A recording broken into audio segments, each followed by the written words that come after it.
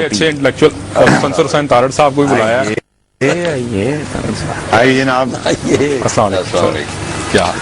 क्या मुझे एक बात बताएं, आपके आने से पहले बात हो रही थी प्रोफेसर साहब से कि हमारे यहाँ हिस्ट्री को बहुत ज्यादा डिस्टॉर्ट किया जाता है। जहां भी फोर्सेस हैं, मतलब अकबर की हिस्ट्री जो लिखेगा वो सिर्फ अकबर के हवाले से लिखेगा। मसलन इसकी एक वाज़ेह मिसाल मैं आपको बताता हूँ।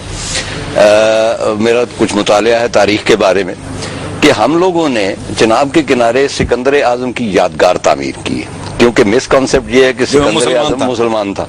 बिल्कुल ठीक। और पोरस जो कि हिंदू था, अब वो हिंदू के सिवा और कुछ हो नहीं सकता था, इस्लाम तो आया नहीं था। ये तय है कि उसको शिकस्त हुई, सिकंदर को वहां पे फतह हासिल नहीं हुई, लेकिन हिस्टोरियंस उसके थे, इसलिए उन्होंने कहा कि सिकंदर इसलिए वापस चला गया कि सिपा बदल हो गई थी।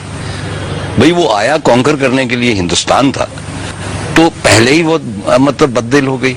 उसके बाद जब वो वापस गया मुल्तान के करीब, उसको जख्म लगाया और उसी की वजह से बेबीलोन में जाके वो मरा।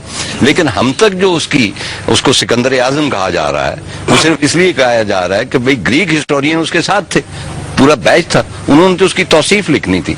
लेकिन ये तुम्हारा पॉइंट ऑफ व्यू बिल्कुल सही है कि डिस्टॉर्शन के हम बादशाह हैं, खासतौर पर तारीख।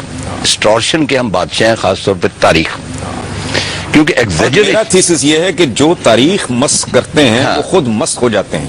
एक बड़ा इंटरेस्टिंग फिनोमेना है कि हमारी तसल्ली तब तक नहीं होती जब तक हम किसी शख्स के साथ कोई लाहका ना लगा दें। चर्चिल के साथ कोई लाहका नहीं लगा, शेक्सपियर के साथ कोई नहीं लगा, लेकिन हम कहेंगे जी शायर मशरक। ये बड़ा कंट्रोवर्शियल मौजू है। बिल्कुल ठीक। मेरा ख्याल है कि हम अपने जोग्राफिया के नहीं जानते, हमें पता ही नहीं कि मशरक जो है वो चाइना भी है, इंडोनेशिया भी है, उसमें पूरा आधी दुनिया है। मुसव्विर मशरक चुताई साहब बहुत बड़े हैं, लेकिन हमारी तसल्ली नहीं होती जब तक हम पूरे मशरक को, फख्र एशिया का सबसे बड़ा गर्म हमाम तो ये डिस्टॉर्शन या जो है एग्जैजरेशन, ये हमारी खसलत में है।